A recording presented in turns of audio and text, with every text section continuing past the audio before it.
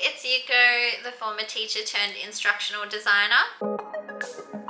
I thought I'd go through another portfolio piece. Now this one was created with a specific audience in mind or a specific industry in mind. So this course is called The Future of Energy, and it's designed for those who are entering the energy sector or looking to transition to sustainability in regards to energy. So I created this course on Articulate Rise, and let's go through it. Okay, so here we go. I have kept to the same sort of style. So I like using Poppins because that's the font that I use on my website. I like things to look modern and clean as well. So that's my aesthetic for this learning course. So this course is called The Future of Energy. I've included my logo at the bottom as well. Let's get started. Okay, my navigation is on the left hand side. It's in a sidebar and you can see your percentage of completion, not just for each task, but for the whole course. So I've got my course introduction, then I've got 2 lessons, sources of energy and energy efficiency. Then I've got my final quiz and my end page, so it says congratulations. Okay, here's my course introduction. So the title is Energy in Our Future. As globalization increases the world's need and desire for growth and development, energy security is a growing concern and debate among many. Designed for those entering the energy industry and or considering sustainability transitions, this interactive learning module will provide an understanding of the different types of energy resources that are available, where and how they're sourced, the efficiency of each resource, and how this can underpin the future of energy security and the world as we know it. Now I've got an image of a natural gas plant and a little hook. So it says, do you know where your electricity comes from? Understanding different methods of electricity generation can help us form an opinion on future energy security. This is a stock photo available on Articulate Rise. All the text and wording was created by me.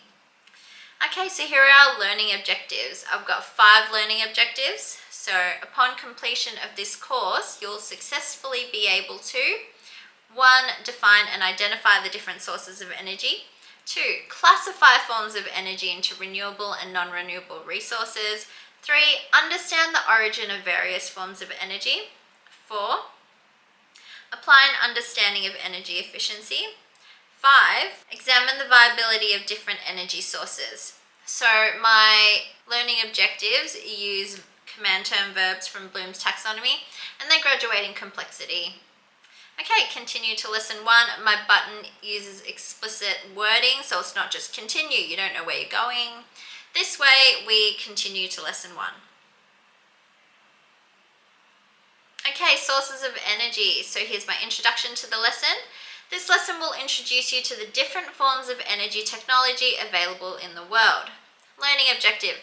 Now, even though this is the one lesson, we cover 3 learning objectives. So upon completion of this lesson, you will successfully be able to define and identify different sources of energy, classify forms of energy into renewable and non-renewable resources, and understand the origin of various forms of energy. So, what is energy? What are the different types? Where do they come from? We're starting off with renewable versus non-renewable forms of energy. So I use a tab system, and my first tab is renewable energy. According to the UN, I've got a link here because this is a direct quote which is marked by quotation marks. Renewable energy is energy derived from natural resources that are replenished at a higher rate than they are consumed. And there's an image of some solar voltaic cells. Now, non-renewable energy, again, it's a quote from the UN which I have linked directly. Non-renewable resources take hundreds of millions of years to form.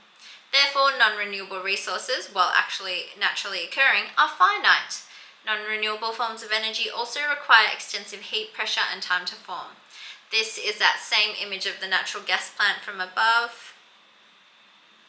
Now I've got types of non-renewable resources. Here I have an interactive image, and the image is a stock photo of a nodding donkey that I got from Articulate Rise. Now if I click these little plus signs, fossil fuel, crude oil, petroleum is a type of fossil fuel. Heat and pressure. The fossilized remains of flora and fauna were pressurized and exposed to extreme heat to form crude oil. So crude oil and petroleum are the same thing. Crude oil takes millions of years to develop. Okay, now we're moving on to gas. So there are two different types of gas, natural gas and hydrocarbon gas liquids, and I've got a flashcard system here. First flashcard, used in your home to heat water or cook with, that's natural gas. Second one, it's naturally odorless, but mercaptan is added for safety. That rotten egg smell of mercaptan can help you detect a gas leak. Okay, our third flashcard, it's the cleanest burning of all fossil fuels. Last flashcard, it's about hydrocarbon gas liquids. They are divided into paraffins, such as gasoline, and olefins, such as propylene. Alright, now onto coal. This is a drop-down accordion format of presenting information. So my different tabs are formation of coal, anthracite, bituminous coal, subbituminous coal, and lignite. So let's go to formation. Similar to oil and gas, coal takes millions of years to form. This sedimentary rock is created through pressure and heat. There are 4 types of coal. Let's find out what they are. Anthracite. This is the cleanest burning type of coal. It is 86 to 97% carbon and provides the highest heating value. It is a form of black coal. Unfortunately, deposits are almost exhausted. Bituminous coal. Bituminous coal is also classified as black coal. This is what is used for electricity generation. It is composed of 45 to 86% carbon. I'm pretty sure this is that same image from above. Subbituminous coal. This is coal that's composed of 35 to 45% carbon. This is considered the lowest carbon composition of black coal. So there are 2 different types of coal, black and brown coal. Now, lignite is considered a very young coal. It's a brown coal that has had insufficient time, heat and pressure during formation.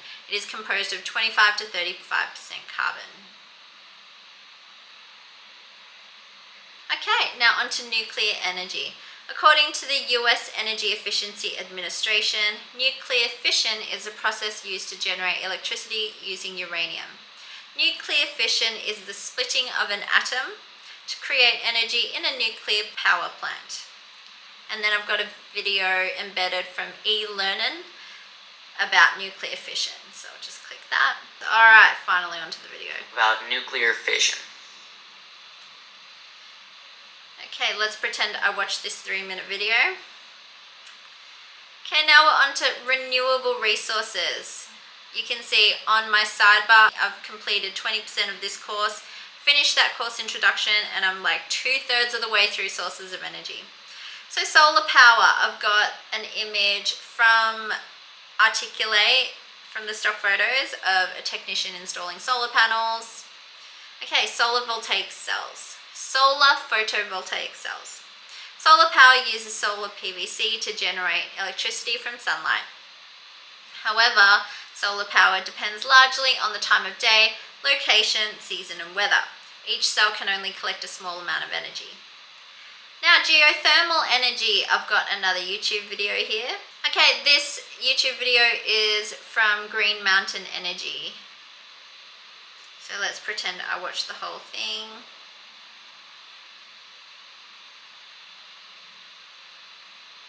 Now we're moving on to wind energy. It's another interactive photo. So this is a photo of a wind turbine.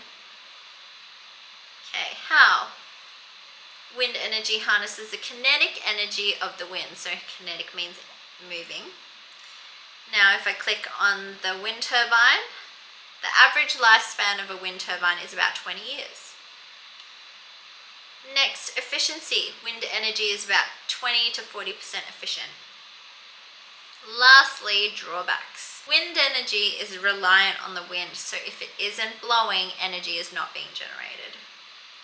Now onto biomass energy. I created this infographic by myself in Canva. So natural waste is combusted and in brackets burned. Biomass energy requires a lot of processing, and combustion produces greenhouse gases such as carbon dioxide. CO2, and volatile organic compounds, VOCs. So here I've got the different types of biomass energy. There are crops and agricultural waste, vegetable oils and animal fats, trash and rubbish, sewage, animal manure, and wood. Okay, now I've got hydropower, which is also called hydroelectric power.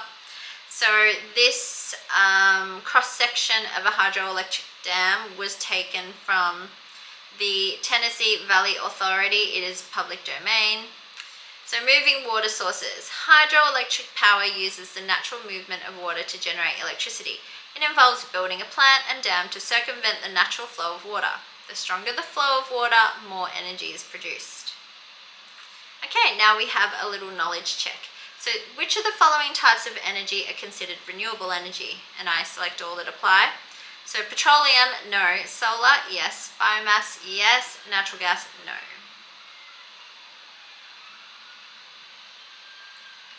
And I've got a little note here. Solar uses the energy from the sun, and biomass uses naturally occurring waste such as wood or manure for energy. These are both readily available, so they're considered renewable. Match the type of coal and their carbon composition. So anthracite has the most carbon, then bituminous, then subbituminous, then lignite. Okay, which form of energy uses kinetic or moving energy? That's wind. Now I can continue to lesson 2. Alright, so I'm 40% complete because I've finished the introduction and my first lesson. Okay, my second lesson is in energy efficiency. So my introduction says, in this day and age, technology is improving the energy efficiency and therefore the viability of energy. How do the different energy resources compare in efficiency? Then I've got my learning objective. Upon completion of this lesson, you'll successfully be able to, and it's the final 2 learning objectives, so apply an understanding of energy efficiency and examine the viability of different energy sources. So these are higher level thinking skills and they're much higher on the pyramid of Bloom's taxonomy command terms. So we have to actually use what we've learned. Non-renewable energy efficiency. So I have a smokestack here and it says petroleum/crude oil. The global average of electricity generation from crude oil/petroleum is 37%. Then coal, the global average efficiency for electricity production from coal is 34%. Lastly, the global average efficiency of electricity production for natural gas is 40%, the highest of the fossil fuels. I got all of this information from the International Energy Agency, and I've linked to the International Energy Agency. Okay, fossil fuels. So again, according to the IEA, direct link, supply of fossil fuels are finite and the demand for fossil fuels are high. Developed countries are able to generate electricity more efficiently using fossil fuels. So I've got, now we're on to renewable energy efficiency, starting with solar energy. This is an infographic I created in Canva of the pros and cons of solar power. So here I've got pros, 15 to 20% efficient, no greenhouse gas emissions, works on sunny days, good for passive heating. Cons, large area of panels required, uses metals such as silicon, indium, gallium, selenium, cadmium, and tellurium. I think these are rare earths or minimal earths. Does not work if the sun isn't shining, and it's unstable due to weather, season, cloud cover, and time of day. Now on to wind energy. I've got a collection of 2 flashcards. So my first flashcard. According to Wind Systems magazine, wind energy is 20 to 40% efficient while the wind is blowing. Now my next flashcard. According to Wind Systems magazine, direct link, of the 17 rare earth metals, 1 wind turbine requires 1 ton of the following 4 rare earths: neodymium, praseodymium, dysprosium, and terbium. Furthermore, copper is required to transmit the energy. Now we're on to nuclear energy. I've got an image overlay with some text on top of it. Nuclear fission is between 33 and 37% efficient when generating electricity, according to the World Nuclear Organization. And I've got another infographic that I created myself on nuclear waste. So this image shows that in 1 year, the total energy consumption for one person created with nuclear energy will create 1 brick's worth of nuclear waste. But 97% of this brick's worth of nuclear waste can be recycled to create more energy. And then roughly 4%, which is the equivalent of 5 grams or 1 sheet of paper, I guess high level waste that needs to be disposed of safely. So for example, sealed away under bedrock. Okay, nuclear fission and nuclear waste. So it again says the nuclear fission efficiency. According to the World Nuclear Organization, nuclear fission can generate enough electricity for one person's consumption with minimal waste. The equivalent of only 1 brick's worth of waste is produced. Of this, 4% or 5 grams is high-level waste that needs to be disposed of safely. The rest of this nuclear waste can be recycled to generate more electricity. Geothermal energy. I've got a carousel here. So according to the US Fish and Wildlife Service, geothermal power plants can generate electricity at between 10 and 20% efficiency. Let's get started. Okay, pollution. Geothermal power plants can produce air and water pollution and hazardous waste. And water. They require a large amount of water for cooling and energy generation. Location. Geothermal energy can only be generated at sites of high geothermal activity, such as Iceland. Okay, now onto biomass energy. I've got an image with some text. So according to the European Union Energy Agency, biomass energy is between 30 and 35% efficient. However, energy generation using biomass requires a lot of heat, time, electricity, technology, and equipment. Alright, so for hydropower, I've got a scenario-based learning task. I've got in the background a dam and a man here in high-vis and safety wear. So hydropower, how efficient is hydropower? Let's find out. What are the pros and cons of hydroelectric power? So one, according to Ornand Kellingveit, which was a research article I found on Science Direct, I think it was. I've got a direct link. Hydroelectric power is 90% efficient. However, habitat destruction can occur as hydroelectric power requires the building of power plants, dams, and other infrastructure. So I've got my pro as 0.1 and my con as 0.2. So I'm going to click 0.2. So it says this infrastructure can damage the surrounding environment. Start over, and if I click the first one, yes, so it was Science Direct. Yeah, so it says 90% efficiency is the highest efficiency of all sources of energy. So if I click the correct one, then it will go back to the start, but if I click the wrong one, then it will finish. So hopefully people can go through both. Now I can continue to my final quiz. Okay, here's the final quiz. So we're going to check your understanding of the origins of different renewable and non-renewable energy sources, the processes used to generate electricity, the efficiency of energy generation, and the advantages and disadvantages of each energy source. Okay, the most efficient energy source is hydropower. So I'll type that in. How efficient is solar energy at generating electricity? I think it's 15 to 20. The most efficient non-renewable energy source is natural gas. True or false? Biomass energy does not produce any fossil fuel emissions. It's false, it does produce them. True or false? All forms of energy have advantages and disadvantages. True. Resources that take millions of years to form refer to non-renewable. True or false? Oil and gas are not naturally occurring resources. That's false because they are naturally occurring. Nuclear energy is generated using a process called nuclear fission. The most efficient type of coal is anthracite. And we're going to match the energy to the efficiency. I'll probably get this wrong, okay?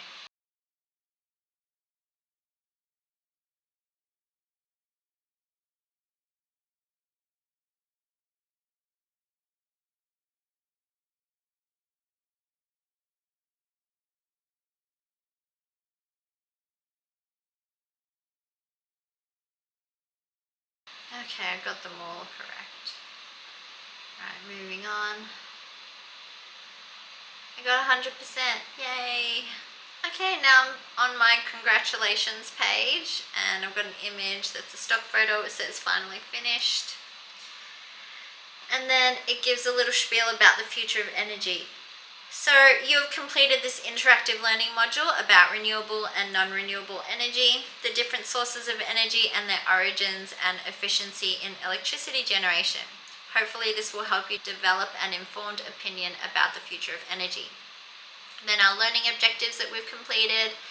You've completed this learning module and now you can successfully define and identify the different sources of energy, classify forms of energy into renewable and non-renewable resources, understand the origin of various forms of energy, apply an understanding of energy efficiency, examine the viability of different energy sources. So that was my comprehensive learning course created on Articulate Rise about the future of energy, and it covers all the different energy sources, terms such as renewable and non-renewable energy, the origins of different types of energy, their efficiency, pros and cons of each, and those were covered in 2 lessons with a final quiz at the end. So I feel that even though for learning I said you have to complete all the above tasks to move on, it's probably annoying for some people. If you liked that learning task or you're looking for learning solutions for your organization or company, then please contact me at yukoinstructionaldesign.com. If you have any ideas on other courses for other industries, then please drop them in the comments below. I did a lot of research for this and used a lot of different reputable websites for information, as I'm not a SME for the energy industry, but that's just a taste of what I can do for different industries. And if you like this video, then please click like and subscribe and watch some of my other videos. Thank you. See you later.